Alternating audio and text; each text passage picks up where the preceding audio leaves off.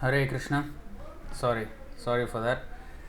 Um, so today's episode is chapter 7, text 4, the material energy of Krishna. So that's the topic we're going to cover today and understand a little bit about his material energy.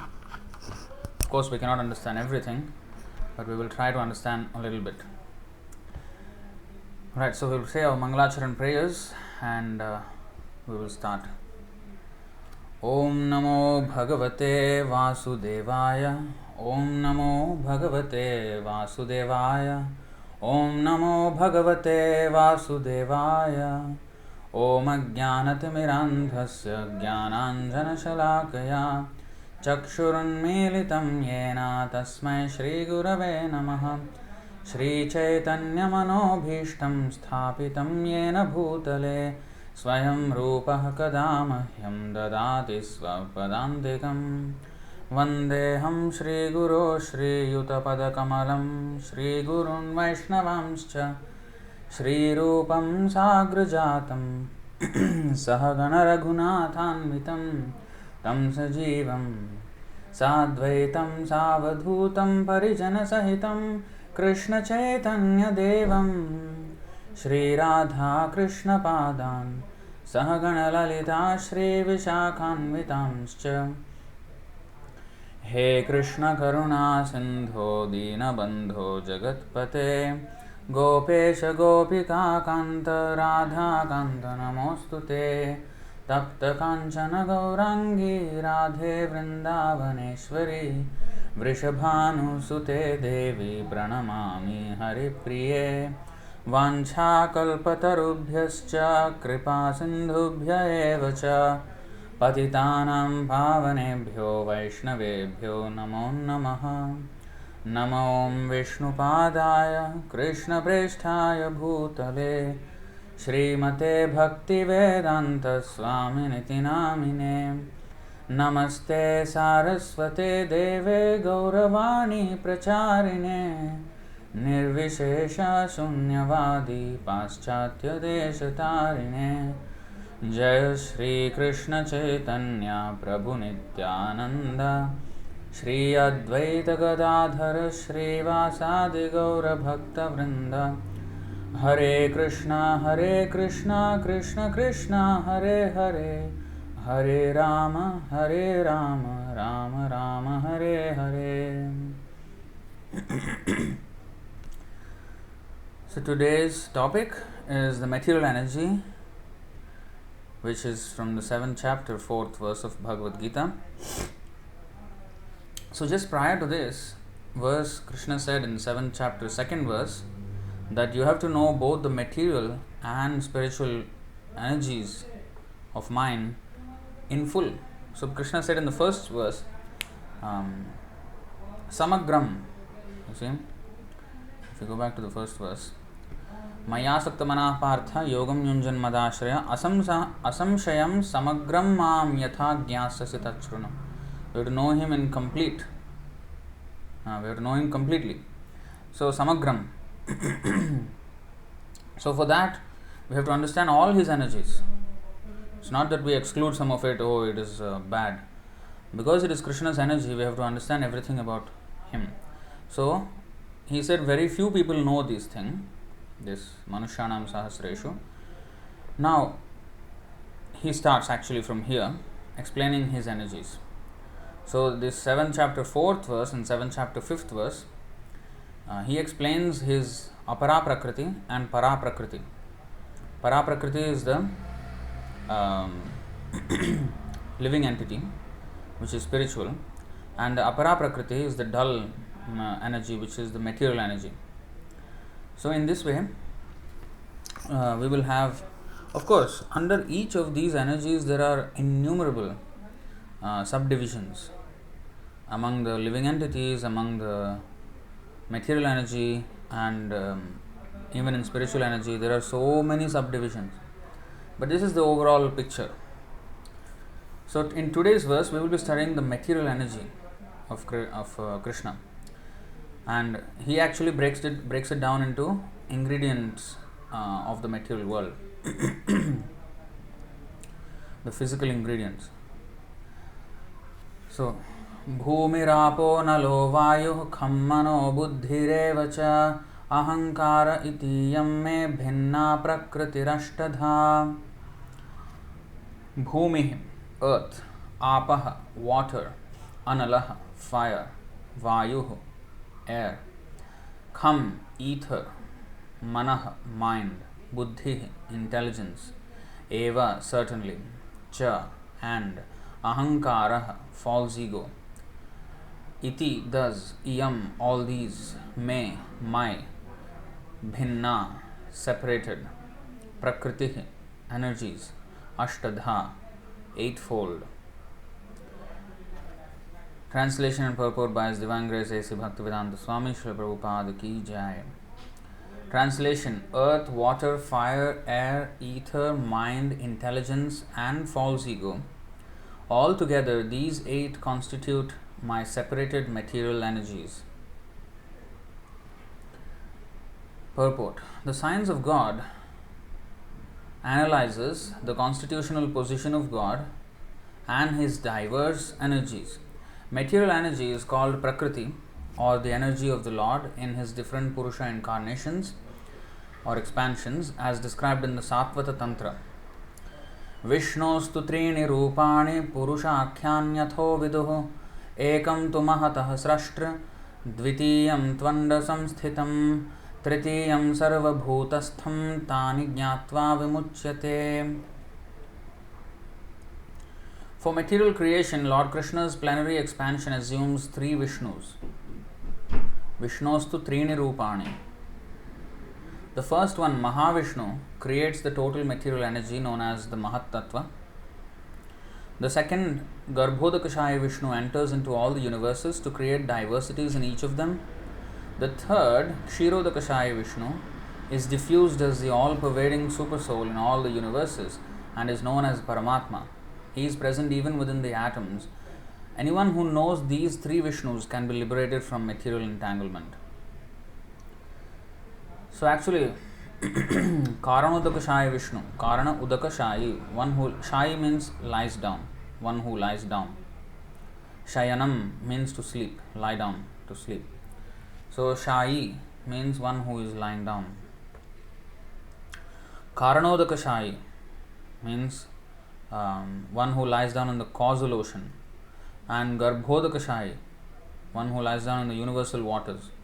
And Kshirodakashayi means one who lies down in the ocean of milk. But that's one, the one who lies down in the ocean of milk, he expands as the Super Soul or Paramatma in all Andantarastha Paramanu Chayantarastham Govindamadi Purusham Tamaham Bhajami. So he enters even into the atoms and into the hearts of every living entity, and thus he is situated as Paramatma.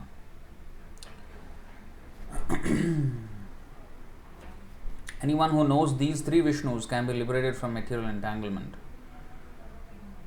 This material world is a temporary manifestation of one of the energies of the Lord. All the activities of the material world are directed by these 3 Vishnu expansions of Lord Krishna. These Purushas are called incarnations. Generally, one who does not know the science of God, Krishna, assumes that this material world is for the enjoyment of the living entities and that the living entities are the Purushas, or the causes, controllers and enjoyers of the material energy. According to Bhagavad-Gita, this atheistic conclusion is false. In the verse under discussion, it is stated that Krishna is the original cause of the material manifestation. Srimad Bhagavatam also confirms this. What is that verse? Janmadhyasya yataha. The ingredients of the material manifestation are separated energies of the Lord. Even the Brahma Jyoti, which is the ultimate goal of the impersonalists, is a spiritual energy manifested in the spiritual sky. There are no spiritual diversities in the Brahma Jyoti as there are in the Vaikuntha Lokas, and the impersonalist accepts this Brahma Jyoti as the ultimate eternal goal. The Paramatma manifestation is also a temporary, all-pervasive aspect of the Kshirodakashayi Vishnu. The Paramatma manifestation is not eternal in the spiritual world. This is important to note. The Paramatma manifestation is not eternal in the spiritual world. So he only, as Paramatma, is only in the material world. In the spiritual world, of course, they are always with Krishna, and then they are what is that? That 5 types of liberation. Samiksha means to be intimate associate with the Lord. In fact, everyone has a direct relationship with the Lord in the spiritual world. There's no need of he is sitting with us in the heart, because here in the material world we have come away from him, and therefore he, as a friend, he is sitting in our heart and just beside us to witness and guide us back to him again. Therefore, the factual absolute truth is the Supreme Personality of Godhead, Krishna. So, in other words, although the absolute truth is understood in 3 different phases: Brahma, Brahma Jyoti, and Paramatma and Bhagavan. Brahma Jyoti is the spiritual sky. Paramatma, although localized, is not in the spiritual world, it's in the material world. But because it's a feature of the Lord, there's no difference between the Lord in the spiritual world and the Lord in the material world. Just like killing of the demons is only in the material world, there is no killing in the spiritual world. So, that way. So, the Paramatma manifestation is not eternal in the spiritual world. Therefore, the factual absolute truth is the Supreme Personality of Godhead, Krishna. He is the complete energetic person, and he possesses different separated and internal energies. He is Shaktiman, whereas and therefore he has many Shaktis. There is this wrong conception that Adiparashakti, is the overall, source of everything. Shakti cannot be the source of everything. Shaktiman has to be the source of everything, and Krishna is the owner of all Shaktis. And Krishna says, Bhinna me Prakriti Rashtadha, is my energy. And even the spiritual world is my energy. Prakritim swam adhisthaya sambhavami atmamayaya. Krishna says in the 4th chapter, 6th verse, I come into this material world by my internal potency, Prakritim swam, my own internal potency. So he is referring to the Yogamaya there. And actually if we study Krishna's birth, Yogamaya was very much involved in the transferring of the womb. Balram from Devaki to Rohini, and Yogamaya herself was there, and then she came out of Kamsa's hand, and then there is, of course, Yogamaya. So it's the whole play was happening. The child in the Yashodamaya, from there, it was exchanged. So it's an arrangement of the Yogamaya. And even if it's not clearly visible in that way, just like Narasimhadev Bhagavan, he came from the pillar, there is also Yogamaya. He has his diverse energies, he will make anything possible. But in the case of Krishna, the historical evidence is visibly there was a personal intervention from Yogamaya, and that too on the order of Krishna. So it's never Adi Parashakti. Even if this Adi Shakti, Adi Parashakti, she is coming from the Adi Shaktiman, Adi Purusham. Purusham is ultimate, the male feature of the absolute truth. In the material energy, the principal manifestations are 8, as above mentioned. Out of these, the first 5 manifestations, namely earth, water, fire, air and sky, are called the 5 gigantic creations or the gross creations, within which the 5 sense objects are included. They are the manifestations of physical sound, touch, form, taste and smell. Material science comprises these 10 items and nothing more. But the other 3 items, namely mind, intelligence and false ego, are neglected by the materialists. Philosophers who deal with mental activities are also not perfect in knowledge because they do not know the ultimate source, Krishna. The false ego, I am and it is mine, which constitute the basic principle of material existence, includes 10 sense organs for material activities. 10 sense organs are the Pancha Jnanendriya and Pancha Karmendriya. So, the 5 senses for acquiring knowledge and 5 senses for action. Intelligence refers to the total material creation called the Mahat Tattva. Therefore, from the 8 separated energies of the Lord are manifest the 24 elements of the material world, which are the subject matter of Sankhya atheistic philosophy.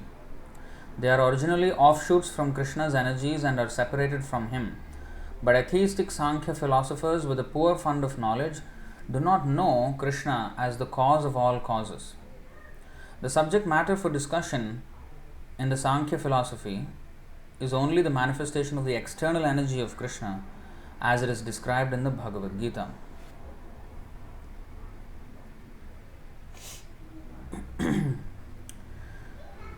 Now, let's try to understand. You see, why Bhagavad-Gita is such a great book. In the beginning, in the introduction, there is the mention by Srila Prabhupada of the 5 topics that Bhagavad-Gita covers, and that is Ishvara, Jiva, Kala, Prakriti and Karma. So these 5 topics are there. What are they? The Supreme Lord, the living entity, time, material nature and activities. So why the mention of those 5 topics are important? You see, Shankaracharya has classified Bhagavad-Gita as the one book that is sufficient for the entire human society. Gita sugita kartavya kimanyaihi shastra vistaraihi yasvayam padmanabhasya mukha padmad vinisrita. In the 4th verse of the Gita Mahatmya, he said, Kimanyaihi shastra vistaraihi. What is the need of any other scripture other than Bhagavad-Gita? Because it has everything that we need to know. And in the last verse of Gita Mahatmya also he says, Ekam Shastram Devaki Putra Gitam. One book is enough. Devaki Putra Gitam or Bhagavad-Gita. So why did he say like that? Just because, nice sounding, we will just read about Krishna and nothing else. Yeah, reading about Krishna means what? Why Bhagavad-Gita? Because, you see, to understand anything, we have to understand it in the complete context. Now, material science is only studying, as Srila Prabhupada has mentioned in the purport, only these 10 elements, like the 5 gross elements, earth, water, fire, air, ether, and a little bit about mind, intelligence. False ego, well, they don't even know it's false ego. So if we see the books in the library, or if we go to websites, or if we go to, and we analyze each and every material, each and every piece of information, what is it dealing with? What is it dealing with? So, some are dealing with the earth element. Some are dealing with the water element. We know more about the earth than the water. And some are dealing with the fire element. And because it's useful, but it also can be very dangerous. Anything, each of these elements, because they're so massive, even wind, even sound, everything can be destructive or constructive. So anyway, as the matter becomes more and more subtle, we have lesser and lesser information about it. For example, you may say, what do you mean by books about earth? For example, geography. For example, metallurgy. Even construction. Construction industry is considered earth. Manipulation of, in fact, earth, water, fire, all put together. Also, man hours, which is human beings. So our body is a combination of, again, these 5 elements. And the way the medicinal or the the Department of Medicine analyzes the body is these interactions of these 5 elements. Sometimes they take into consideration the mind, the mental aspect. Intelligence, even lesser is known. Mind also, a lot of it is speculation. It's not very clear. Psychology, the branch of psychology it's not as definite as the other grosser elements of earth, water, fire, air, ether. And earth is the most definite, like it can be perceived with all our 5 senses. Water only 4 senses, fire only 3 senses, water only 2 senses, ether only 1 sense, the sound. So this we have visited many times, this we have explained many times. So it becomes lesser and lesser perceivable, and when we come to mind, it is not even perceivable by any of these 5 senses. You can't taste it, you can't smell it, you can't touch it, you can't see it, you can't feel it. So feel it means touch it or smell it, taste it, all these 5. So, but it is there. That we know. So trying to find and understand that is difficult. They try neuroscience, neurology. They study the brain and try to come to some understanding. But it's not very definite. And intelligence, again, very, very less is known about that. They have some IQ tests and a little bit understanding, but very, very shallow. Then false ego, that means misidentification. They have zero understanding, because to understand that this is false identification, they must know what is true identification. Only then will they come to this conclusion that this is false identification. So they don't know the signs of the soul, and therefore they do not know what is false and what is true. So after their whole PhD, they still do not know where and who they are and where do they come from. So this is a problem. So Bhagavad-Gita, why it is such a great book? Why this one book is sufficient to answer all the world's questions and problems? Because it takes into context everything, not just the material energy, and study it in a silo. Silo means just like compartmentalize each of them as separate things without relation to each other. We can't study them in silos. We have to study everything in relation with the Supreme Lord, because He is the ultimate source. Aham sarvasya prabhavo. When He is saying I am the source of everything, and if we negate the source and try to study this energy, we just can't understand, and we don't know the purpose behind it. It's just a meaningless existence. This is the atheistic understanding, scientific understanding. It was just by chance, and why it happened, there's no why. It just happened, that's it. And that's their understanding. They have zero idea. So this is very foolish, very narrow-minded approach to understanding things. But if we really want to understand everything, we have to understand all these 5 factors.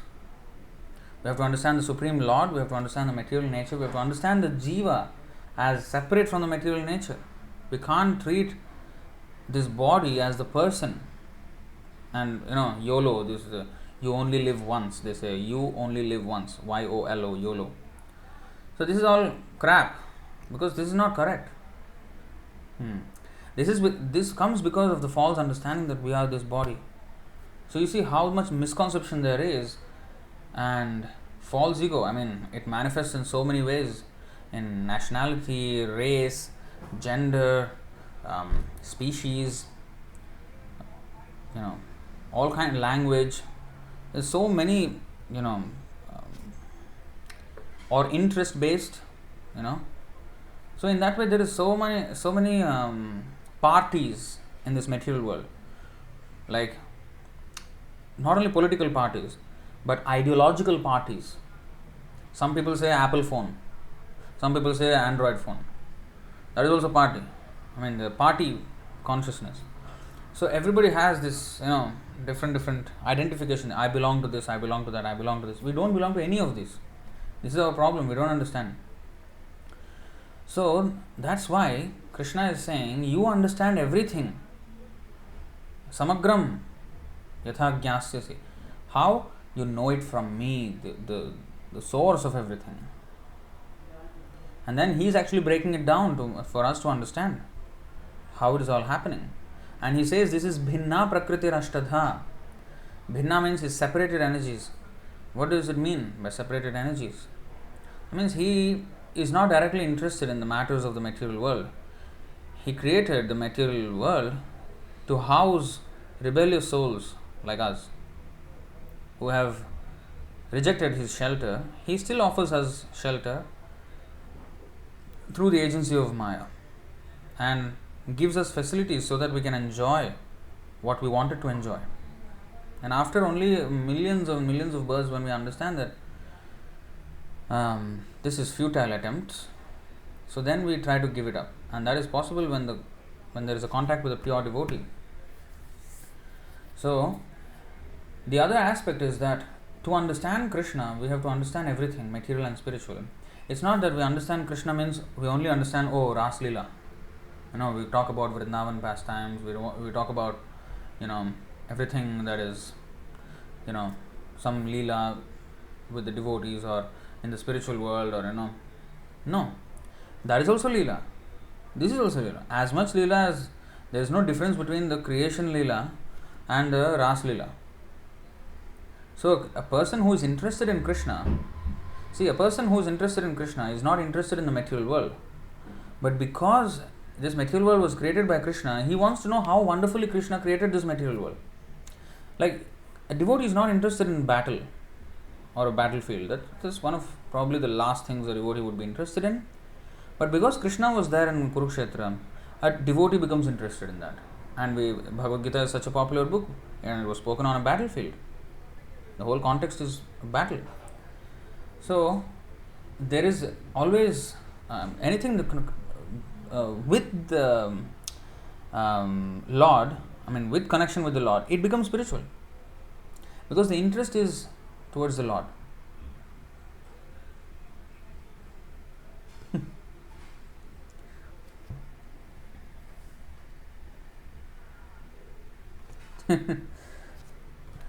Kunti Mataji has put some message in the good evening to all and to the Chinese devotees. Happy Chinese Consciousness, New Year 2022. See, we are not Chinese, we are not Chinese consciousness. This is the thing, this is party. This is what we are talking about here. So that's why we don't really wish each other like that. Our New Year is the Gaur Purnima. That is our New Year. So once we come to devotional life, we don't identify ourselves with our bodies, whether it's Chinese or Indian or any of such parties. So that's why we don't really wish something like that, something which is like sectarian. So we actually belong to we belong to Krishna. So our bodies or whatever, it doesn't matter actually. So of course this is a Chinese New Year holiday, public holiday today and yesterday in Singapore, and I think also in China. But when we come to devotional platform, we cannot identify ourselves with Chinese or Indian or anything like that. So Chinese consciousness is one of the false ego. This which we are actually talking about. So we have to come out of that. So now the subject matter for discussion in the Sankhya philosophy is only the manifestation of the external energy of Krishna as it is described in the Bhagavad-Gita. So now the modern science, they just study the external energy, but a devotee should know everything. But he does not have any personal interest in the material world. No, he just wants to, when these topics are described, in fact, Vidura asks Maitreya, in the Bhagavatam you will see, I will take you there. He asks Maitreya how the creation was made. And Maitreya explains. Now, Vidura is a pure devotee. Why would he be interested in the creation? He's not interested in the creation. He's not interested in enjoying the creation. He wants to hear the glories of the Lord, how He created. And also, that will clarify the matter for all other inquisitive souls in the future who would want to know such thing. Because, to be inquisitive about our surroundings, the creation, it is natural. And to satisfy that curiosity, Krishna actually explained everything. And Maitreya Muni explained in the Bhagavatam to Vidura. So it's not that he is completely disconnected. Oh, he doesn't want to know anything. No, he wants to know. But in relation with Krishna. He doesn't want to know without relation to Krishna, because it's not true. It did not happen that way. And also, if we take out Krishna, then we want to be the Purusha, as Srila Prabhupada mentioned in the purport. We want to be the Purusha and we want to enjoy the Prakriti, the material energy. So, he is the Purusha. So, with that understanding, a devotee would want to know anything. I'll show you this verse first in the Mukundamala Stotram. In the 14th verse, it is said, Prithvi Renu Ranu Payamsi Kanika Phalgu Spulingo Laghus Tejo Nishvasanam Maruttanutaram Randhram Susukshmam Nabha Kshudra Rudra Pitamaha Prabhritaya Kitah Samasta Sura Drishte Yatra Satarako Vijayate Shri Padadhuli Kana.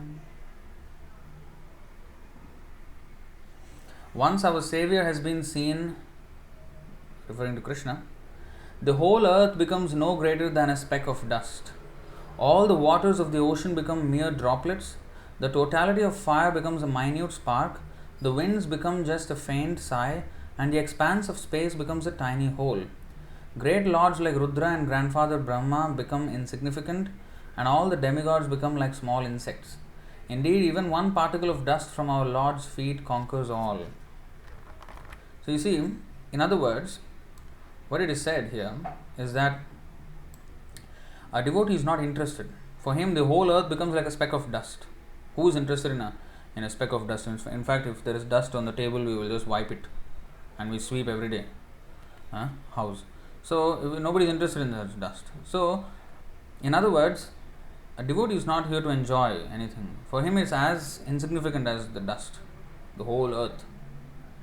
People are trying to drill it and take out oil, take out gold, take out silver, take out so many precious things. But for the devotee, it's like, just loshtravat, as good as garbage. But as good as garbage in one's own sense. Like for himself, he will not take anything from there. But to know how Krishna did it, yes, that is spiritual knowledge. So, I'll just share some this conversation of Vidura and Maitreya, a few verses. This is there in the 3rd canto, I think 5th chapter. Yeah. So here,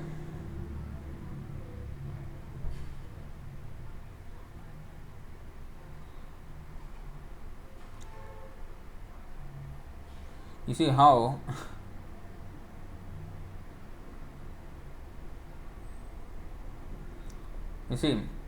Vidura asks Maitreya about the creation and all these things.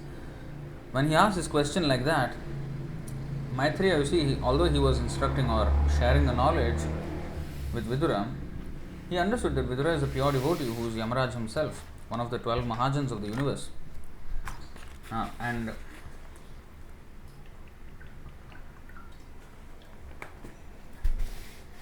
so he did not pose as a great giver of knowledge. Okay, I will instruct you now. He said, 3.5.21, your good self is one of the eternal associates of the Supreme Personality of Godhead, for whose sake the Lord, while going back to his abode, left instructions with me. He is saying, he did not say, oh, yeah, you're coming now. Okay, the Lord has already left and he spoke to me. And you have to learn from me. He did not do this. He in fact said, the Lord left instructions for you, because you are a pure devotee. He is concerned about you, and he left those instructions with me so that I can share with you. I can be of service to you. You see how the consciousness of a Vaishnava, when he is talking, when he is preaching, it's not to show off that oh, he knows so much. Oh, I know so much. I will instruct the world. No. It is to as if I have what is that, invented this knowledge. No, we are borrowing from Krishna only. So Krishna wants this science to go everywhere, and therefore when the devotee glorifies the Lord, he just does it as a service. Anyway, the next verse, you see, he says, I shall therefore describe to you the pastimes by which the personality of Godhead extends his transcendental potency for the creation, maintenance and dissolution of the cosmic world as they occur one after another. So this is pastimes, Leela, Srishti, Sthiti and Pralaya. The personality of Godhead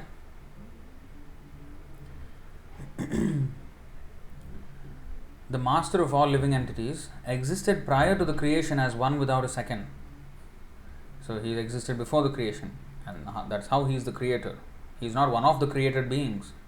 He is the creator, and therefore he has existed before the creation. Right? So it is by his will only that creation is made possible, and everything merges in him. This supreme self is symptomized by different names.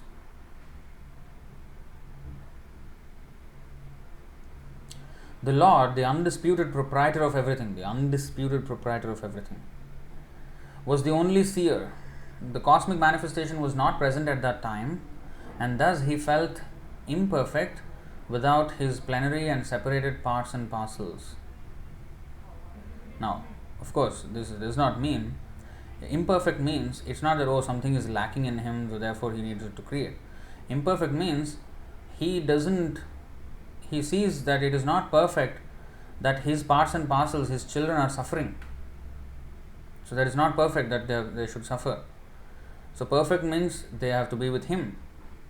So that is the imperfection. Otherwise he is not imperfect. The material energy was dormant, whereas the internal potency was manifested.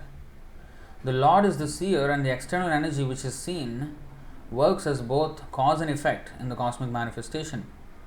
O greatly fortunate Vidura, this external energy is known as Maya or illusion, and through her agency only is the entire material manifestation made possible.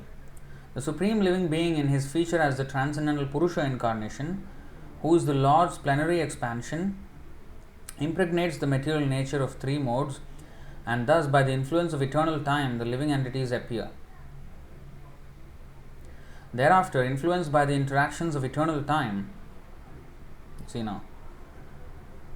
let's try to understand here. The Supreme Living Being, in his feature as a transcendental Purusha incarnation, which is the Mahavishnu, who is the Lord's plenary expansion, impregnates the material nature of three modes, and thus by the influence of eternal time the living entities appear. You see how he starts the whole thing, sets the clock. So actually it's not that he started time at that point, eternal time, by the influence of eternal time. So the previous creation, the destruction already happened also by the influence of time, and by the influence of the same time they again started creation. Thereafter, influenced by the interactions of eternal time, the supreme sum total of matter called the Mahat Tattva became manifested. And in this Mahat Tattva, the unalloyed goodness, the Supreme Lord sowed the seeds of universal manifestation out of his own body. Thereafter, the Mahat Tattva, you see, just like, soil cannot develop into plants. There has to be the seed that has to be put into the soil, and then it can develop. So the Lord is the one putting the seeds of universal manifestation out of his own body. Thereafter, the Mahat Tattva differentiated itself into many different forms as the reservoir of the would-be entities. The Mahat Tattva is chiefly in the mode of ignorance, and it generates the false ego. It is a plenary expansion of the personality of Godhead with full consciousness of creative principles and time for fructification. So it's not a what is that? Dull. It's with full consciousness of creative principles and time for fructification. Mahat Tattva, or the great causal truth, transforms into false ego, which is manifested in three phases: cause, effect, and the doer. All such activities are on the mental plane and are based on the material elements, gross senses, and mental speculation. Now, you can go and read the purports because I'm not going to go through all of that. I'm just going through the summary of this description. The false ego is represented in three different modes: goodness, passion, and ignorance. The false ego is transformed into mind by interaction with the mode of goodness. Now you see from false ego how each of these elements are coming into. Now we know there are 8, but how did they come into existence? The first was the most subtle one, false ego, and then from there the intelligence, the mind, all these things came about. See, the false ego is transformed into mind by interaction with the mode of goodness. All the demigods who control the phenomenal world or the material world are also products of the same principle. That means false ego in the mode of goodness, namely the interaction of false ego and the mode of goodness. Next, the senses are certainly products of the mode of passion in false ego, and therefore philosophical, speculative knowledge and fruitive activities are predominantly products of the mode of passion. The sky is a product of sound, and the sound is the transformation of egoistic passion.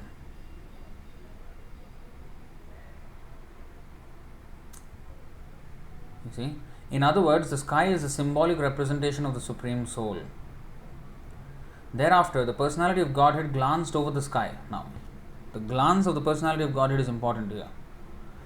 Sa aikshata, sa asrijata. He saw and he created, just by glancing at the material world. So thereafter, the personality of Godhead glanced over the sky, partly mixed with eternal time and external energy, and thus developed the touch sensation from which the air in the sky was produced. So you see how there is the sound and then there is now the air. And the sense objects also. It is actually coming from the sense objects of the Lord. That, all these elements are coming into existence. Thereafter, the extremely powerful air interacting with the sky generated the form of sense perception, and the perception of form transformed into electricity, the light to see the world. This is form, the third aspect, fire. Let's see the word. Jyoti is translated as electricity or light. Because even the thunderbolt, the lightning is also light. Lightning. So Pavakaha means fire or electricity. When Prabhupada said, so natad bhasayate suryo na shashanko na pavakaha yadgatvan anivartante tadhama paramam mama.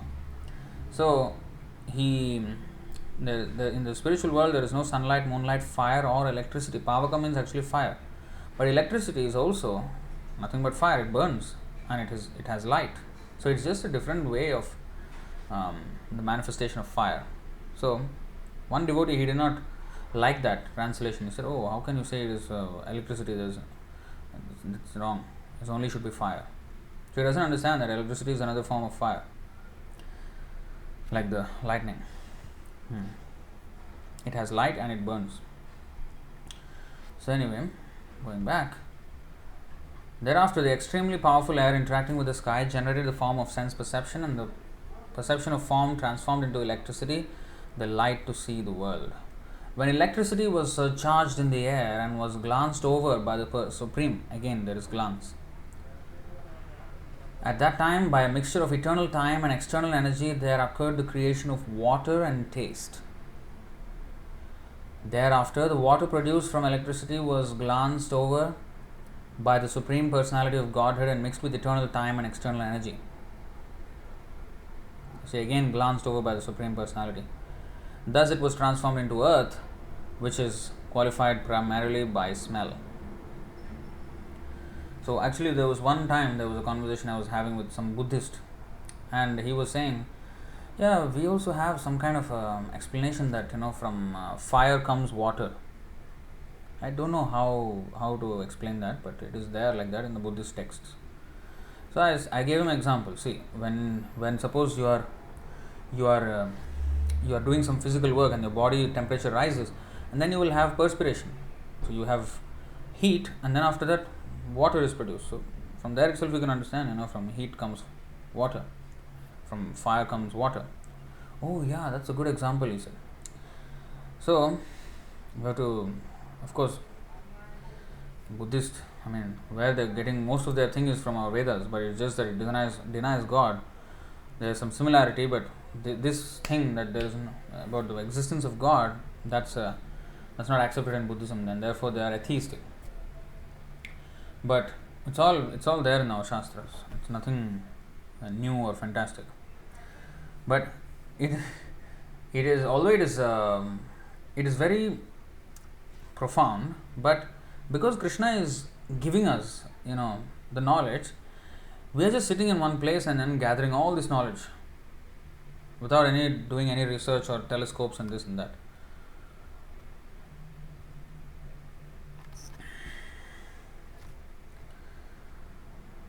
So that is the advantage, and we will know much better than those people who are looking through the telescope. O gentle one, of all the physical elements beginning from the sky down to the earth, all the inferior and superior qualities are due only to the final touch of the glance of the Supreme Personality of Godhead. See, without His touch, without His glance, it's impossible. Anusamsargat, last touch. So, without His supervision, nothing can take place. But these scientists are trying to prove it that way. This is their foolishness. There is a verse. Yeah, I think this one, 362. There are a lot of verses about material nature, about time, about everything in the Bhagavatam. There is a whole chapter, I think, third canto, 10th or 11th chapter is all about time, from the atomic scale all the way to the cosmic scale. So 362 of Srimad Bhagavatam, let's see this. Kala samgyam tada devim bibhrat chaktim urukramah trayo vimshati tattvanam ganam yugapada vishat. The Supreme Powerful Lord then simultaneously entered into the 23 elements with the goddess Kali, his external energy, who alone amalgamates all the different elements. Purport. The ingredients of matter are counted as 23, the total material energy, false ego, sound, touch, form, taste, smell, earth, water, fire, air, sky, eye, ear, nose, tongue, skin, hand, leg, evacuating organ, genitals, speech and mind. All are combined together by the influence of time and are again dissolved in the course of time. Time, therefore, is the energy of the Lord and acts in her own way by the direction of the Lord. This energy is called Kali and is represented by the dark, destructive goddess, generally worshipped by persons influenced by the mode of darkness or ignorance in material existence. In the Vedic hymn, this process is described as Mula Prakritir Avikritir Mahadadyah Prakriti Vikritayah Sapta Shodashakas Tu Vikaro Na Prakritir Na Vikritih Purushah. The energy which acts as material nature in a combination of 23 ingredients is not the final source of creation.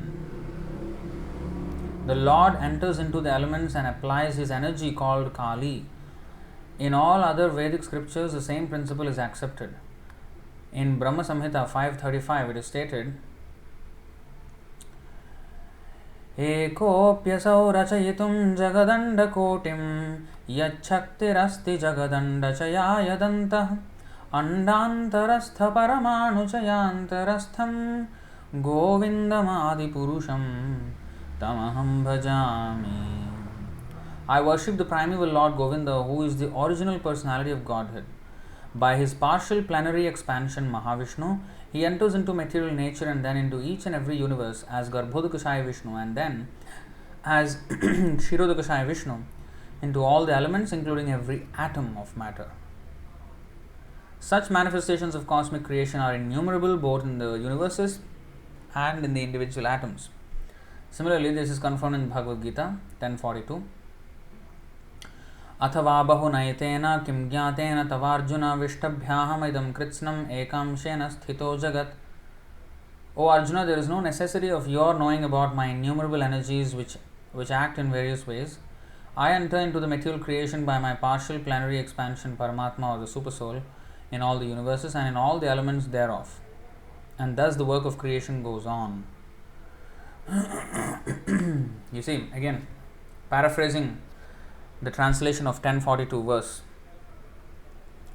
There is no necessity of your knowing about my innumerable energies which act in various ways. I enter into the material creation by my partial planetary manifestation, Paramatma or Supersoul, in all the universes and in all the elements thereof, and thus the work of creation goes on. But there in the Bhagavad-Gita, by a single fragment of myself, I support this entire universe. But it's the same thing. It's not something different. You have to understand this. The wonderful activities of material nature are due to Lord Krishna, and thus he is the final cause or the ultimate cause of all causes.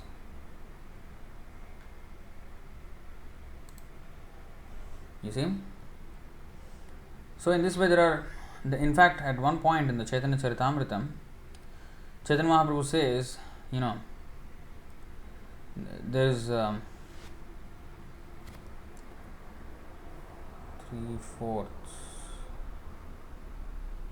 1/4.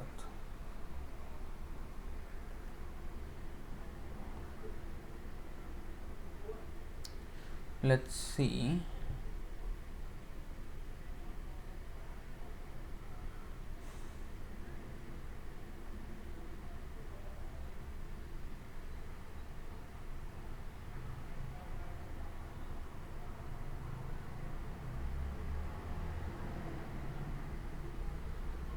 There is a verse where he says, Chaitanya Mahaprabhu says, Krishna's energies are infinite, and the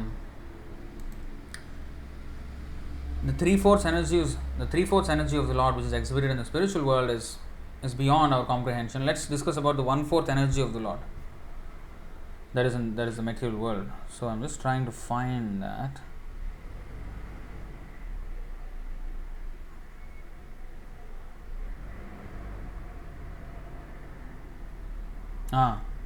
You see, this is the one, 57, yes, 21:57. त्रिपाद विभूति कृष्णेर वाक्य अगोचर एक पाद विभूतिर शुनः विस्तार.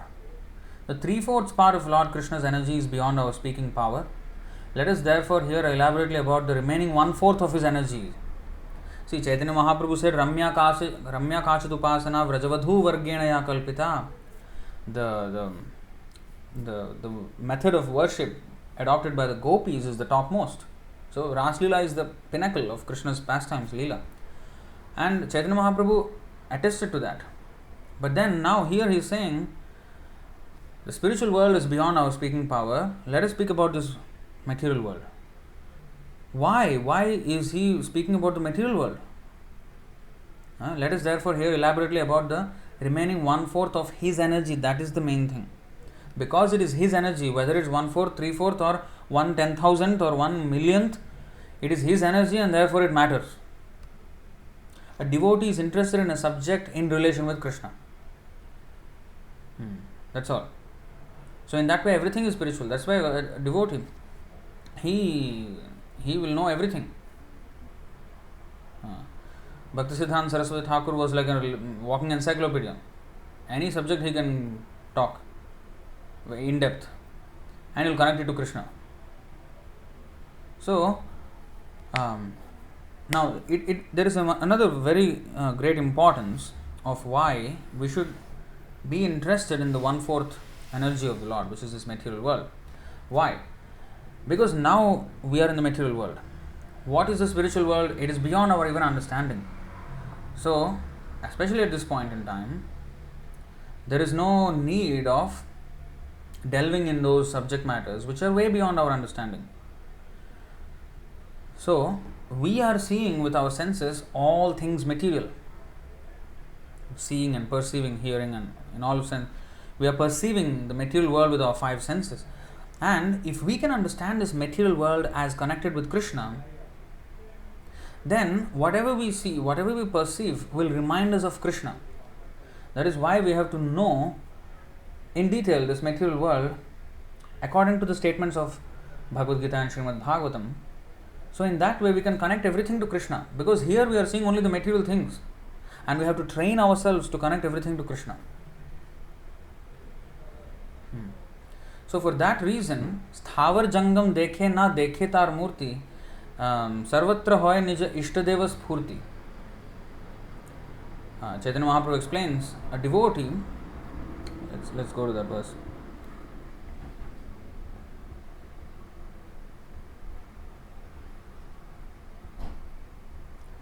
Sthavar jangam dekhe.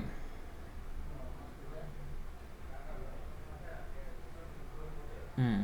8.74.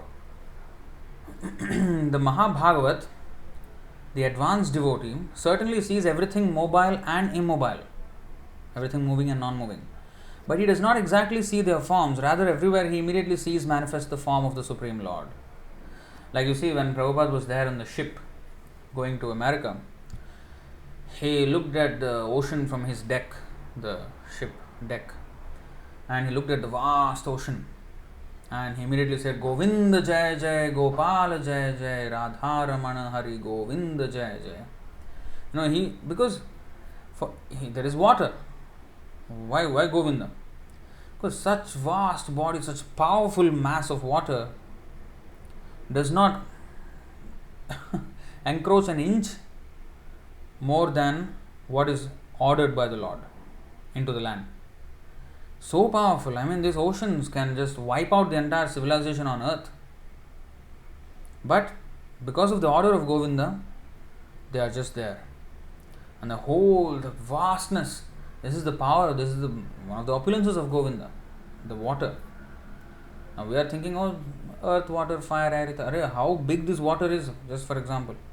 How big earth is, just look at the Himalayan mountains. The Mount Everest, it's earth. It's one corner of the earth, one spot on the earth. People, they make it tourist attractions, they make all kinds of things out of these combinations of earth, water. Sometimes there is beautiful lakes and like nice heavenly gardens around it, like hilly plains, beautiful places, right? And the countries say, this is our tourist, we take pride in this place. You have not created anything. It's all Krishna's property. He has created all the beauty and we take credit and then we collect the tourism money. So this is cheating, this is a thief. So the importance why we have to understand this material world is because we are now dealing with the material world and we need to be able to see the hand of Krishna everywhere. Sarvatra panipadam tat sarvatokshi shiromukham sarvatah srutimalloke sarvam avritya tishtati. 13th chapter, 14th verse, Bhagavad-Gita. Everywhere are his eyes and hands and legs, everywhere. So we have to see the hand of Krishna in everything. That means we have to understand how everything is related with Krishna. In that way, even though we may be seeing material things, we will become spiritualized. Whereas if we directly go to Ras Leela, first of all, we are not advanced to even understand that. And we are completely aloof from what is happening in this world, and then we take everything for my enjoyment. I will take everything for my enjoyment. So I have to understand Krishna is everywhere. The other aspect is there is a verse in the Padma Puran about Srimad Bhagavatam. It is said, what is that? Padau yadiyau prathamadvitiyau tritiyaturyau kathitau yaduru nabhas tatha panchama eva shashtho. What is that? Bhujantar dor yugalau tathanyau. I missed one word there. Kanthastu navam Kanthastu navam navamo yadiyo kantastu rajan navamo yadiyo mukharavindo dashama prafulla. So ekadasho yasya lalata pattam. What is that last one? Shiropitu dvadasha eva bhati. So this is the one. Bhujantaram doryugalam tathanya. That part I missed out a little bit. So Bhujantaram yugalam tathanya. So these are the each of the cantos of the Srimad Bhagavatam are compared with the bodily parts of the Lord, and the first two cantos are his feet, and the third canto and fourth canto are his thighs. So, and the 10th canto where the Raslila is mentioned, it is his smiling face. What is the Mukharavindam dashama prafullam. So, the 10th canto is a smiling face. But as we know from Brahma Samhita, Angani yasya sakalendriya vrittimanti pashyanti panti kalayanti chiram jaganti. All his senses, each of his senses can perform the actions of every other sense. So the same effect is there whether we read about the smiling face of Krishna or the feet of Krishna or the thigh of Krishna or the navel of Krishna or the hands of Krishna. It's the same because he is absolute. So although this material energy of the Lord is the inferior energy, and it may be, technically speaking, not as important as the spiritual energy, but because it is connected with the Lord, it is a subject matter of interest for the devotees. Srila Prabhupada wanted to establish the Mayapur temple, and he wanted to have a planetarium, Vedic planetarium, because he wanted to show to the world what Krishna's explanation of the or the real situation of the planets. You see? So why is interested in something material? No, it is not material because it is connected with Krishna. If it ritirtham yat pratiyeta na pratiyeta chatmani tadvidyadatmano maya. What is maya? What is material nature? It is when it is disconnected. It is when something is taken out of context. Something which is taken without the context of the Supreme Lord, that's when it is called material. See 2.9.34. This is from the Chatushloki Bhagavatam. O Brahma, whatever appears to be of any value, if it is without relation to me, has no reality. Know it as my illusory energy, that reflection which appears to be in darkness. So if you study anything without relation to Krishna, that is material. If you study anything with relation to Krishna, that is spiritual. It's as simple as this. Now today we are learning about material energy, and then there is this chapter, Srimad Bhagavatam 3.11, calculation of time from the atom. So in this way, we have to understand these things. So material energy, if we know with relation with Krishna, then we can even completely solve all material problems.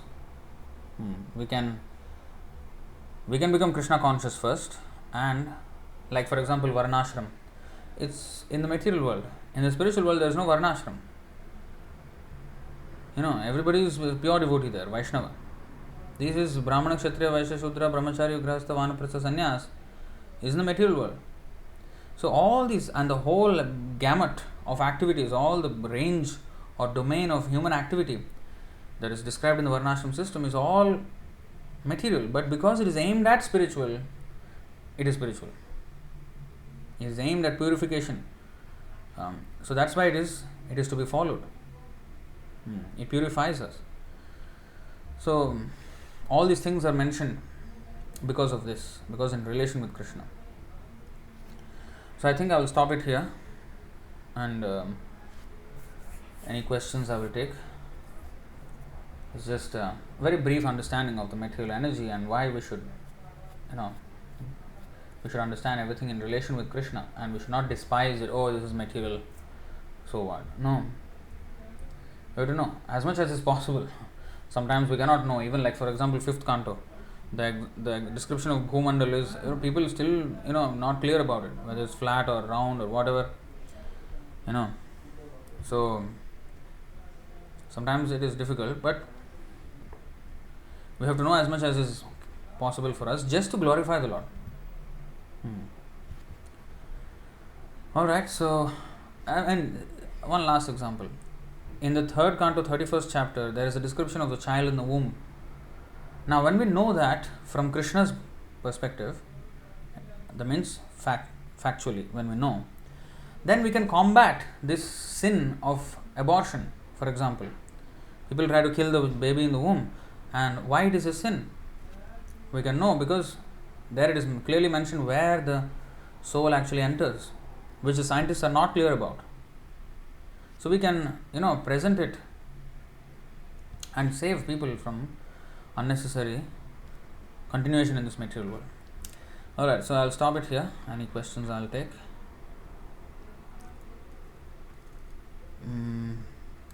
Satvika Bandaru. Prabhuji, is it Lord Vishnu who takes the 9 incarnations starting from Matsya to Kalki, or it's Krishna himself who descends in these incarnations? So it's Kshirodakashai Vishnu who actually takes those incarnations. 10 incarnations. Many actually, not only 10. But only when Krishna comes, he comes himself. And Kshirodakashai Vishnu merges with him and everybody comes together in Krishna. So otherwise all other incarnations are expansions of the Kshirodakashai Vishnu, who is a Kala Vishesha of Krishna, part of plenary, portion of plenary portion.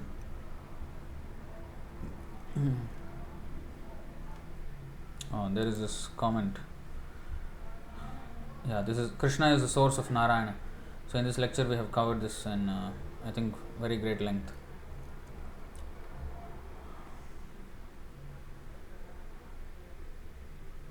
Rudra Prakash Trivedi is Matravat Paradareshu Paradraveshu Loshtravat Atmavat Sarvabhuteshu Yah Pashati Sapandita. So a devotee sees everything as other people's or something which is not his as good as garbage.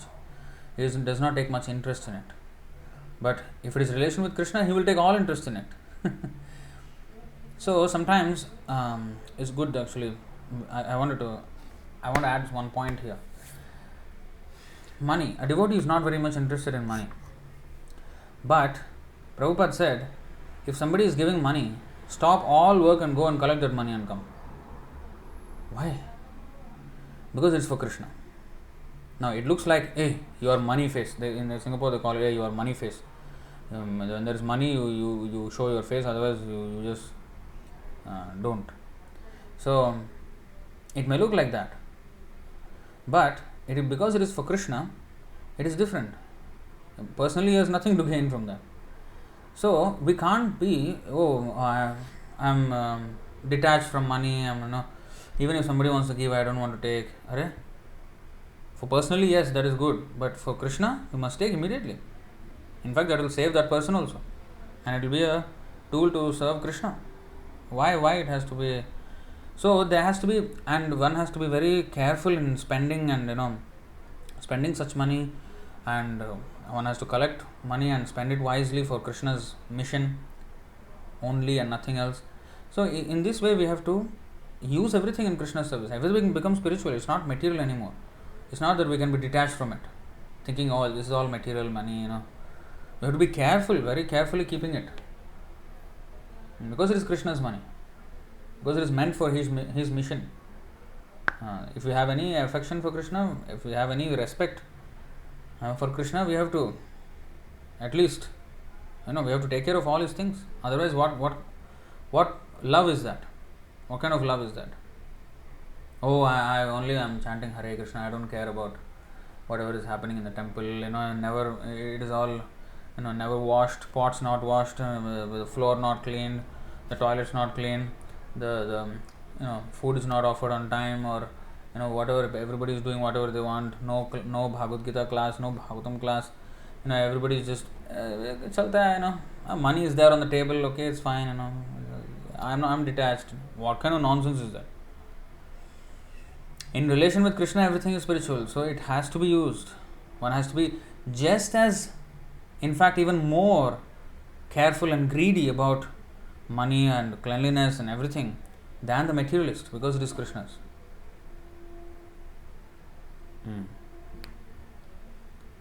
So, in that way. 3.5.21. Let's see actually the Sanskrit. 3.5. This is the place where Maitreya says, Bhavan Bhagavato Nityam Sammatah Sanugasya Yasya Jnanopadeshaya Madishad Bhagavan Vrajan.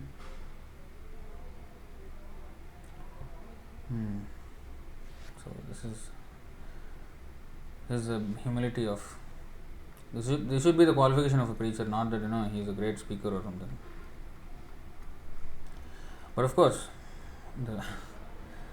when we are hearing, we have to have the greatest respect for the speaker. But the speaker should not be proud that I am giving the greatest knowledge, as if you created the knowledge or what. So we have to represent. Should not have pride that we are explaining something. We are just taking from Krishna only. Dhiradas. Buddhism teaches about seeking, realizing the absolute truth by our own. But what is the process of seeking? Is there any meditation they follow?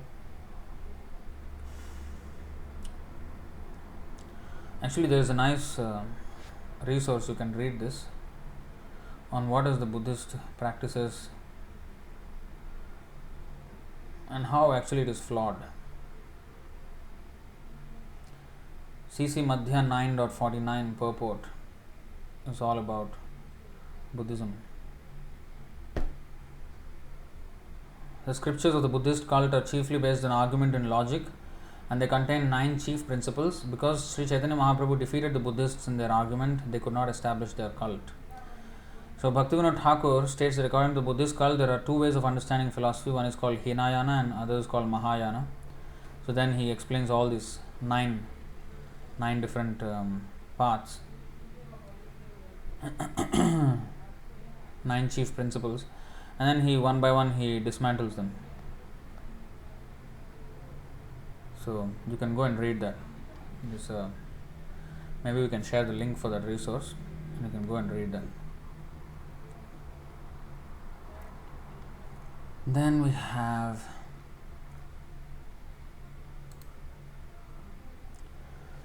Hare Krishna Prabhu, please accept my humble obeisances. All glories Prabhupada. I met with some devotee and they were saying that devotees belonging to their camp are the only true followers of Srila Prabhupada, because they say that they are the only ones who are openly following flat earth theory and also giving the classes for propagating the same. They were also forcing me to study and believe in the same. What is your view on it, Prabhu? There are many factions in our movement. Some are flat earthers and some believe it is globe. Well, I have studied both sides a little bit. I mean, I wouldn't say I studied everything. Of course, I studied the 5th canto, and they must have also gathered some evidence from other places. Bhumandal. I mean, this is something beyond our understanding to an extent. Now, Earth, as we understand, even from the word planet, it can be, planet means, if you see the word planet, it's part of a plane. Planet, like, I don't know, the example I can think of is pig and piglet, like a smaller pig, like part of it. Or maybe there are other examples where part of it, plane and planet, it's like part of a plane. Now, the 14 planetary systems, each of them are actually like a plane, and each globe in that can be called a planet because it is part of that plane. But then again, if it is actually completely flat and without any gap, it's like complete land, then I don't know. So I don't know. I am not an astronaut, so I haven't gone up and seen all this. So there are arguments for and against all of this, and I'm not going to draw conclusions here, but this is something to think about, which I think about sometimes. At one point, I was like really like wanting to find out. But at one point, I was like, you know what, whatever it is, place is not good. So we need to get out of here. So that's more important, and the missionary aspect. But of course, if you want to depict the planetary system, then even Prabhupada was actually having discussions in 1976, even 1977, I guess, with Sri Sampradaya devotees and all that, trying to come up with a model for the universe, planetary systems. So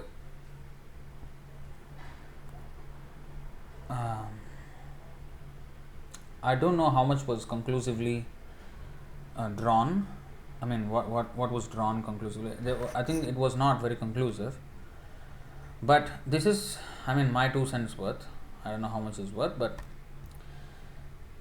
but to say that we are the only true followers of Prabhupada because we are following the flat earth, well, preach now, preach. No need to, preach Krishna consciousness, help some people become devotees. Let's do that.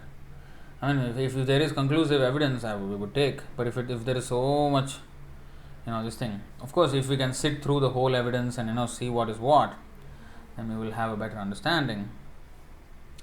But my question is this: that can a globe not be part of a plane?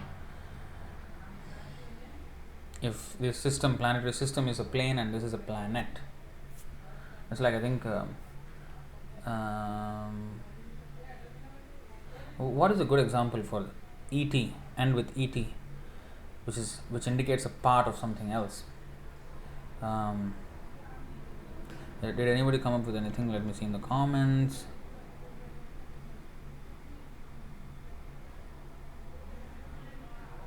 No, I have not received any comments on that. So,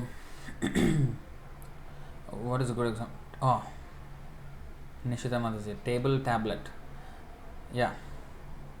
Actually, that's a good example. Thank you. There's one example. Actually, there are more. It's just not coming to my mind. But table and tablet is a good example. So, table is a big thing and tablet is like a small slate kind of thing. So, yeah. So, we have that thing. So maybe it's like that, So I do not know. I won't pretend that I know. Kitchen and kitchenette, is that a thing? Kitchen and kitchenette? It's like a small kitchen?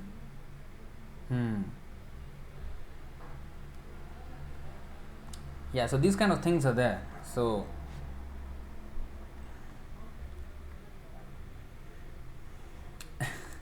A.K. Narsingh Das, Narayana Das. Everything around us is an illusion. It's best to focus on ourselves within.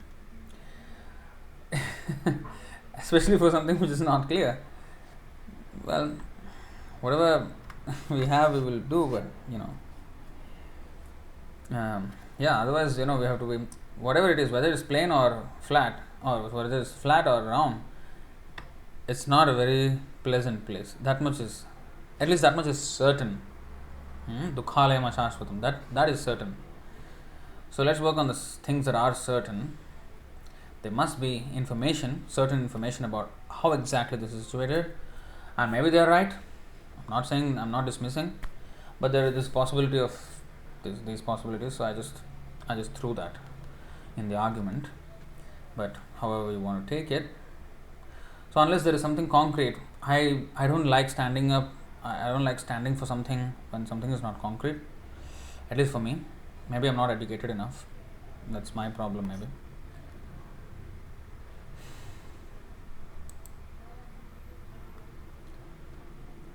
How can you go back to Godhead if you don't understand fifth canto and come to a fixed conclusion?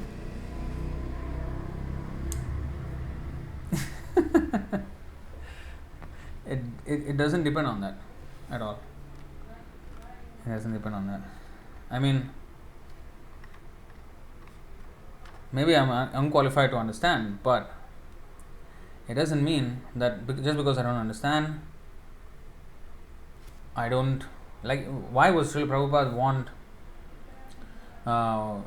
want to draw up the models of the universe with the different devotees of other sampradayas, even like that? Why? It must be something which is because there are quadruple and quadruplet.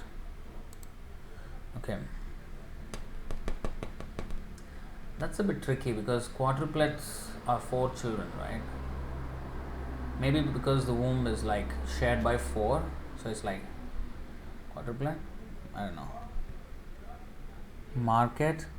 No, no, this is not electromagnet. No. Market? No. It's not mark and market. Market. No, it's not. Ultraviolet. Alphabet. Ultraviolet. No. Alphabet. No, I don't think. Each of 4 children, Prabhu. But isn't it English? Yeah, it's English. But where is the English source coming from? So Priyanka Sharma Mataji is asking, is it English? Yeah, but just like we say holy cow, there is this phrase of holy cow. Where is it coming from? There must be some. Of course, we know cow is holy, So these things have, just like Sunday, Monday, Tuesday, Wednesday, Thursday, Friday, Saturday. Prabhupada asked this question in one of the universities in America. Why is it that every culture of the world has the same order of days? Not that one has something else, one has everywhere. Like in English we say Sunday and in Hindi we say Ravivar. Ravi means sun. And Monday, and in India, Somvar is moon day. Monday, moon day. So why is that same order? Shani and Saturn is Shani. So it is, Prabhupada said, nobody could answer, and Prabhupada said it is because it is the order of the planets from the earth. That means from the earth, the first one is, the nearest planet is the sun and the moon, and then I think it's Mars and like that, Venus, all the way to Saturn. So there is information that moon is actually farther than the sun. He was trying to prove this point. So, but modern science accepts it as near to the earth. So there are some things in other languages as well that people do not know why it is called like that. Like for example, they say holy shit, but there is a holy shit which is actually cow dung, and there is a holy cow. There is some relation to these English, although they are English, they are coming from some background somewhere. So that's my point.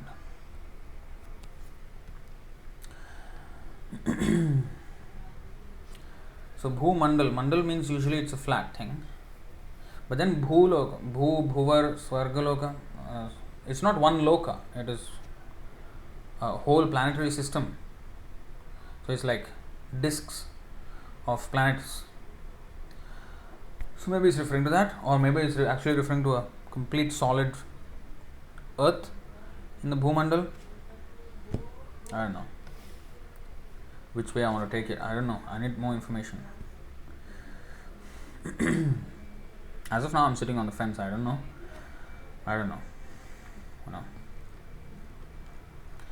Okay, so Priyanka Sharma Mataji.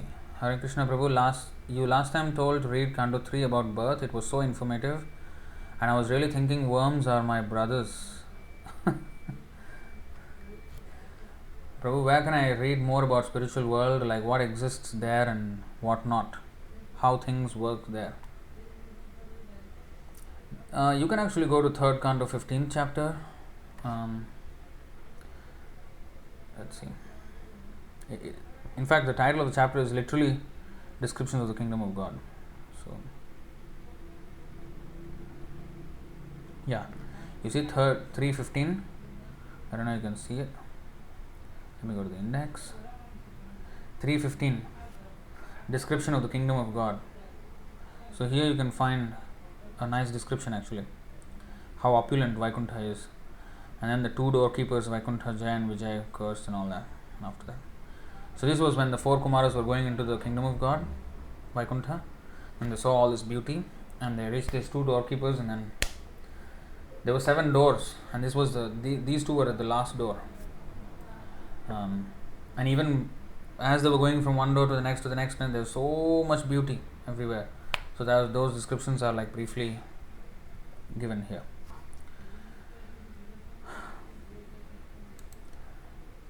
Two 8:16.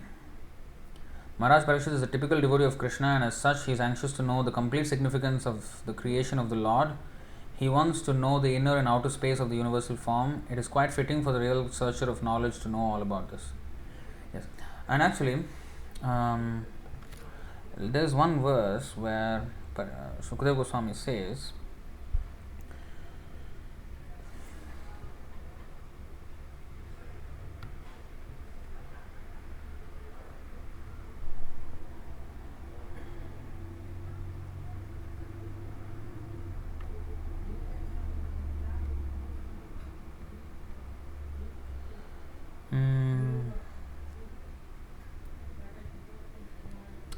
"5 22:2.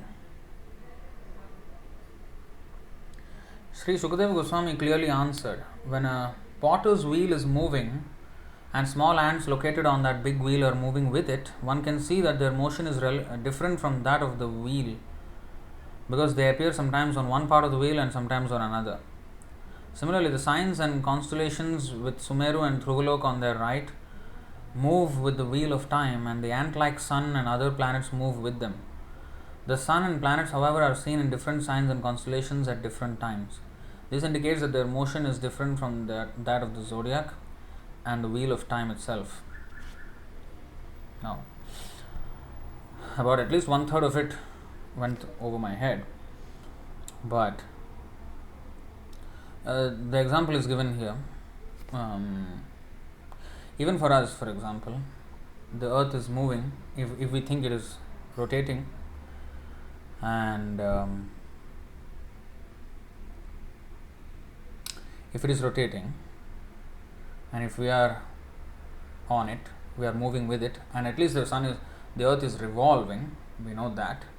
Rotation, well, if it's a flat thing, it won't be rotating. And even if it is globe, I don't know, maybe it's rotating. Yeah, then the sunrise, sunset.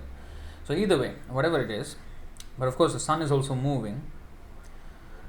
Now, at least this earth is moving around the pole star and the Sumeru mountain. That much is clear. Now, on a potter's wheel, the wheel is moving, and the ant on the wheel, for the ant, it's like kind of stationary.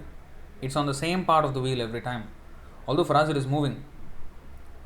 I hope you understand. So, when the ant moves, sometimes it's on this part of the wheel, sometimes on that part, but so in that way the planets are moving. So, sometimes it is all difficult to understand from one point of view, from one perspective, from a zoom out perspective, and then when we're on that, it's a different perspective. For example, if we are sitting in a car, for example, this is the easiest example. If you are sitting in a car, we are stationary, we are just sitting in one place. But for the outside observer, we are actually moving very fast. But for us, we don't feel like that. We are sitting in one place, that's it. So, different perspective. For us, the entire world seems moving when we are in a car. And everything else seems moving. It's all relativity. So, one has to have a clear understanding of everything. So, you see, what is mentioned here is, of course, so much more depth of information is mentioned in other places also, or maybe some is only revealed in the heavenly planets. We don't even know how everything is situated. So maybe they are right. I'm not saying they're wrong or something, or I'm not judging anyone here, but it's just that I don't have the sufficient knowledge to comment decisively on this or that. Satvika Bandharo. Prabhuji, how to glorify Radharani? Any specified prayers which can be offered as part of daily offering? Okay, there is a song, Radhakashtakam, but the thing is, we follow what is given, the system given by Srila Prabhupada. First of all, the Mangalarti and the Guru Puja, the Guru Ashtaka, Guru Puja, and the daily songs. Of course, there are so many Vaishnava songs. The thing is, we have to understand, Jogala Preeti, occasionally we can sing, but not like every day. I mean, there's nothing wrong with singing, but I think we should, what I feel, what songs help me and at the level that I am, is those songs by Bhaktivinoda Thakur, Narottam Das Thakur, where he says, I'm the most fallen rascal and all these things. Those songs are very beneficial for me because it reminds me of where I am, and because there is so much anartha needs to be removed. That's why even Srila Prabhupada also did not want to. In fact, at one point in South Africa, two ladies, actually Indian ladies, they asked him, can you please describe about Radharani? He said he was trying to avoid the subjects, and he said, please you describe about Radharani. And he said, you may be qualified to hear about her, but I am not qualified to speak about her. So, and he also did not want us to read the very confidential songs of Jayadev Goswami in the Geet Govinda, because they are very, very elevated, and we will easily mistake them for ordinary sexual descriptions. So we are refrained from it. This is only for liberated souls. So Srimati Radharani is a very confidential topic. Of course, we want to take shelter of her. We have to know that through her mercy only we can get to Krishna. And to get her mercy, we have to get the mercy of Sri Chaitanya Mahaprabhu and Nityananda Prabhu. To get the mercy of Gauranitai, we have to get the mercy of the 6 Goswamis. To get the mercy of the 6 Goswamis, we need to get the mercy of our spiritual master, Srila Prabhupada. So this is what it means by Gopi Bhartuh Padakamalayor Dāsa Dāsānu Dāsa. This is the parampara system. So in the level that I am not even following the instructions of spiritual master 100%. I have to, so many gaps, I need to fill. I need to become a proper devotee first. So I will first focus on this. With all due respect to Radha and Krishna. In fact, Srila Prabhupada said you are actually worshipping Lakshmi Narayana. You cannot even worship Radha Krishna. This is not even for conditioned souls. Although we are having Radha Krishna worship in the temple, it's actually we are doing Lakshmi Narayana worship. Because Lakshmi Narayana is worshipped through regulative principles, but Radha Krishna is only by completely liberated souls. But of course, because our meditation has to be channeled towards Krishna, so Krishna's, Radha Krishna is there, but the method of worship we are doing is actually meant for Radha Krishna, Lakshmi Narayana. So we better focus on the philosophy, the Bhagavad-Gita, Bhagavatam, reading, Of course, there is Radhikashtakam, written by Krishnadas Kaviraj Goswami, very, very beautiful song about Radharani. And of course, there are other songs also, Radha Krishna songs. But we will not be able to appreciate the full glory of Srimati Radharani unless we are completely purified. That's what I am trying to say. Vrajeshwari Mataji. Prabhuji, then all incarnations are expansions of Nityananda Prabhu? Yes. Because Nityananda Prabhu then incarnates as all the... We have learned this in the Chaitanya Charitamrita classes. Sankarshan, Karanodakashaya Vishnu, Garbhodakashaya Vishnu, Kshirodakashaya Vishnu, Anantashesh or Adishesh. So all these expansions are from Nityananda Prabhu, who is none other than Balaram. Divya Mataji. Hare Krishna Prabhuji, if we think of inventing any device to record feelings so that transcendental bliss experienced by devotees can be recorded, just like we record audio and video, in that way, if we work on it studying material science but not doing any devotional service while working for that, which may or may not be successful, does it come under working for Krishna? Even though we may fail, or should we not get this idea of being in Krishna consciousness?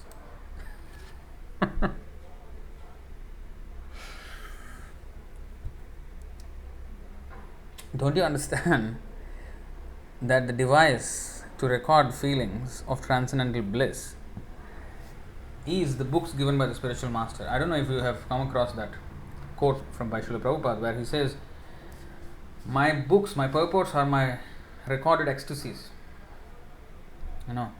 He said that. So see, whatever is in our mind we express through feeling, through our senses, through our words and actions. Thinking, feeling, willing. Willing means to act on our feelings. So those ecstasies are expressed in the prayers, There are so many nice prayers by Arjuna in the Bhagavad-Gita, by so many devotees in the Bhagavatam, Chaitanya Charitamrita, like Mukundamala Stotra. All these are outpourings of ecstasy. These are recorded ecstasies. So, no need of some recording instrument. How are we going to record it? Come on. So we should not speculate. So we should follow the order of the spiritual master. They already recorded ecstasies. These words that we are discussing are recorded ecstasies. In ecstasy, the pure devotees interact, and those ecstasy are like when Chaitanya Mahaprabhu was mad in ecstasy. Swarup Damodar Goswami, his personal secretary, was taking notes. And he was composing verses or already composed verses he was sharing with Chaitanya Mahaprabhu to further amplify his ecstasy, assist him in his ecstasy. And in that ecstasy, the whole Shikshashtaka was, spoken by the Lord. I don't know if you know Untitled Chapter 20. So these are all outpourings of ecstasy. These words are outpourings of ecstasy. Prabhupada's purports are recorded ecstasies. So there is already enough instrument. There is already enough recorded. The ecstatic feelings are manifested in the form of words and action. So by looking at the activities, by looking at the words, that's why the Bhagavatam is all about that. Bhagavad-Gita is all about the words and prompting him to act on those words. And Bhagavatam is words and actions and how devotees behave, how devotees glorify the Lord in their ecstasy. And the Chaitanya Charitamrita, how to act on the ecstasy. This is all recorded.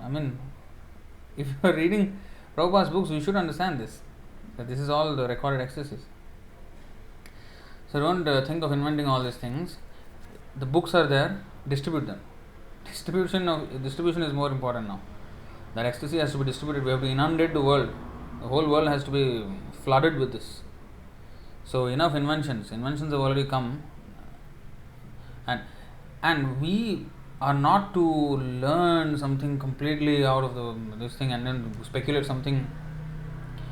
We just have to use whatever is already there in Krishna's service and get on with it. That's it. Whatever technology is available right now, use it in Krishna's service. That's it.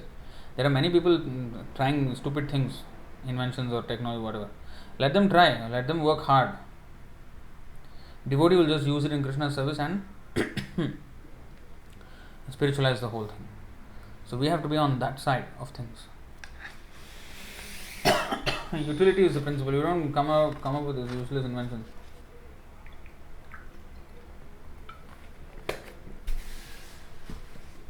Alright. Priyanka Sharma. Also, Prabhu, which planet is topmost in the spiritual world? I somewhere listened, it is Mayapur Dham or is it Golok Vrindavan?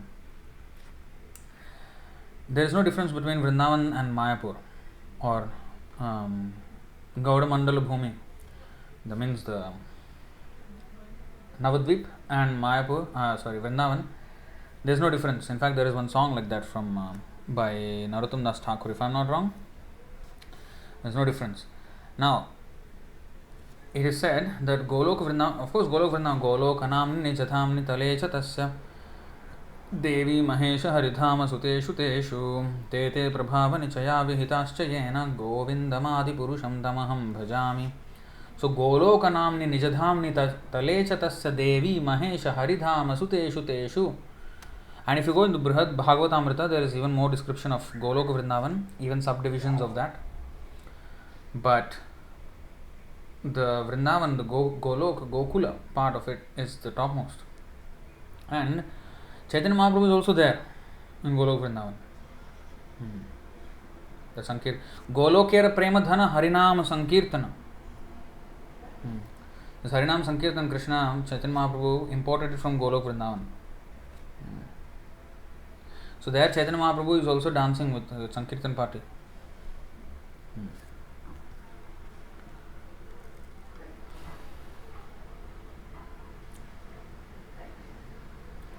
CC Madhya 9. What is it for, this link? Let me see. CC Madhya 9. Travels to the holy places. I don't know, what is it for? I don't know. Rajagishwar Prabhu is saying, Achintya khaluye bhava natam starkena yojayat. We should not try to understand things beyond our material conception of by argument and counter-argument. Yeah, you see, there are so many philosophies. Of course, if there is something absolutely certain, it's just this. And maybe they are pointing to something like that. I don't know. But from what I have seen, it's all kinds of theorizing going on. And the Western flat earth theory is absolutely crap. It's like completely hopeless. For that to be true, the sun has to be like 32 kilometers above the earth, which is insane.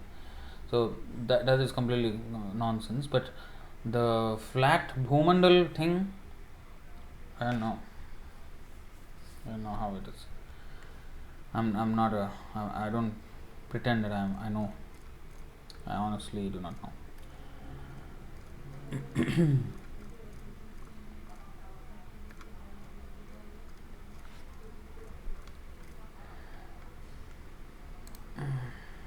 Priyanka Sharma Mataji.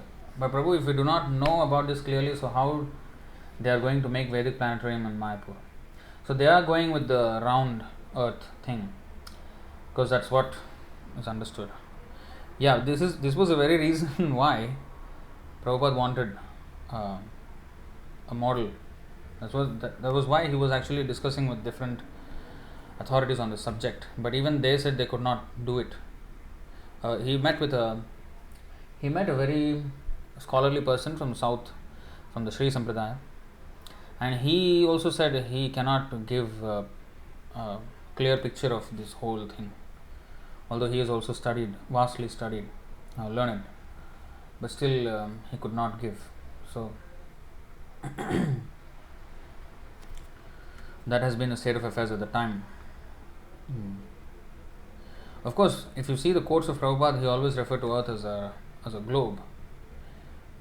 There was some discussions that Prabhupada was actually considering when Sadaputta Prabhu brought to him something saying that is the earth flat, maybe the Bhumandal, whole Bhumandala. So then Prabhupada wanted these models to be brought about, and that's why he was discussing. But I don't think it went to a concrete conclusion.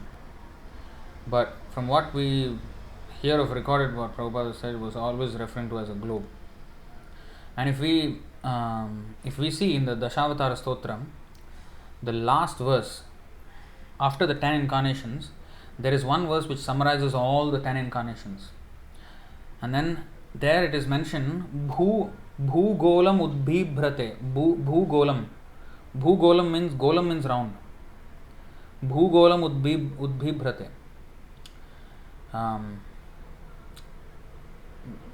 It refers to a round thing. So if they want to say that it is a round flat thing or a round spherical thing, usually goal means spherical. So bhu golam udbhibrate. If somebody can share that thing. Madhya is about 9 chapters about Buddhism. Oh, actually it's 9.49 especially. Okay, this is the thing. Vedan uddharate jaganti vahate bhugolam udbhibrate. That part especially. So there, as Varaha, you lift the earth with your tusk. So that is what is said. But that earth is referred to as bhugolam. It's not bhu. What? I don't know what is called a flat thing. But is that golam? But golam is usually spherical. So it sounds like spherical from that. Because I was thinking about this song at one point recently. Few times actually I thought about this. Bhugolam. Yeah, that is round. That's a sphere.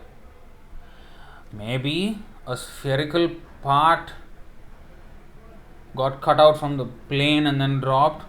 I don't know. I don't know. But I'm just pointing to what I am seeing, that's it. It looks like it's round. Earth is round.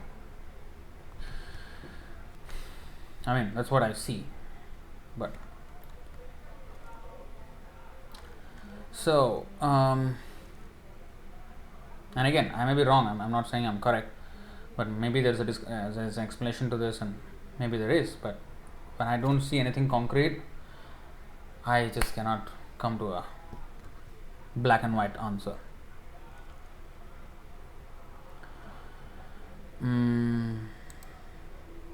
Prabhupada, Bhagavatam, one portion may not be exactly like, just like if you are in the midst of a petal, you cannot understand it is petal. You see it is flat. Yeah. Like we see the earth is flat. We are on it. But it is different, right? So that petal middle portion, you can take it flat. It is not flat. It is curved. Whatever conception you make, that is defective. So yeah, see. So Prabhupada is explaining here, he is actually kind of against this flat thing. So this is July 5th, 1977, just months before he left. He's talking about this thing still. So even if it is curved, when we are on the petal, we can't see it is curved. So these are all valid arguments, you see. Valid arguments. So he is pointing more to the round, you see. So Bhugolam is round. It's very clearly it is round. So Krishna is in both frames at the same time. I think I lost the connection to what it was meaning. Both planes, spiritual and material. I don't know which one. Radha Kripa Kataksha Stotra. Well, I already said that we shouldn't be too much enthusiastic about going into Srimati Radharani directly like that. That's why I said today's topic is we have to study the material energy of the Lord first. Let us study this. Chaitanya Mahaprabhu said is beyond our speaking power, the spiritual energy. Let's try to understand this material energy in relation with Krishna. This is enough, at least for the start. Let us become conversant with this even. Himanshu, Prabhu, if you are saying that you are a fallen soul, then how much I am fallen? Please bless me so that I can join full time. Thanks for the session, Prabhu. Hare Krishna. It's good to always think we are fallen. Okay, Shri Gauda Mandal Bhumi Jeba Jane Chintamani Tar Hoy Braja Bhume Bas. If one simply understands that the land of Navadvip is not different from Vrindavan, then he actually lives in Vrindavan. Prabhupada Leelamrita can be read for getting to know devotional ecstasy of a devotee. Yeah, although some of the Leelamrita information is a bit off, but yeah, for most part, you will get the facts there.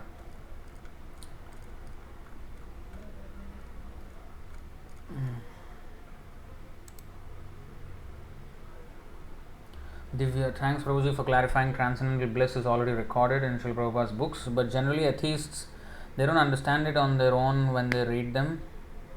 So for making those stubborn people to understand it, I just got a random thought. See, you were not a devotee before, you read Prabhupada's books, you got convinced. So the thing is, by reading Prabhupada's books, if they are fortunate, they will understand. Like I read Prabhupada's books, I was not a devotee, but when I read, it made sense. So Prabhupada has that power to make us understand. So it's not immediately one will understand everything. So it takes time, gradually over time, you see. So stubborn people, never let them be stubborn, let them take the books and then they will understand that this is actually ecstasy. How much a devotee relishes these books. Konu tripayat shranvana shrutagyo nityanutanaha. Where is that person who can say that he doesn't enjoy reading these books? If he is actually a reader, he will this thing. Flat Samatala, what is this? I don't understand. What are you referring to? I don't know.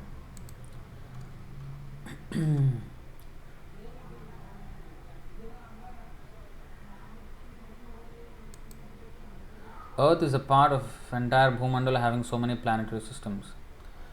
Now, Bhumandala is a planetary system. Bhuloka. Bhu planetary system. Bhuvarloka is another planetary system. Jambudvipa being center. Chaitanya Prabhu would be disappointed. Well, oh, both frames means Ant's perspective and zoom out perspective, Prabhu. Yeah, I mean, Krishna is there everywhere, so he knows from every angle. But we are only seeing from one angle, and we're trying to fit the descriptions of Vedas into our angle of vision. Sometimes we may fail, you see. Alright, I think I'll end it there. See, this is just material energy, and there is so much controversy. Just see. I mean, and we want to become experts in everything. So at least we should know this much, that it is not a happy place, and we should get out of it. And if we have a conclusive description of everything, okay, it is flat. It is a complete unbroken piece of earth to the extent of the ends of the universe. If something is as clear as that, I don't know. Maybe it is clear. I don't know. I just need evidence. That's all. Because great scholars also say that I can't show you this. I can't show you. So I don't know. All right. So we will stop it here. Bhagavad-Gita ki jai, Srila Prabhupada ki jai, Ananta Koti Vaishnava Vrinda ki jai, Nitai Gaur Premanande, Hari Hari Bol, Hare Krishna.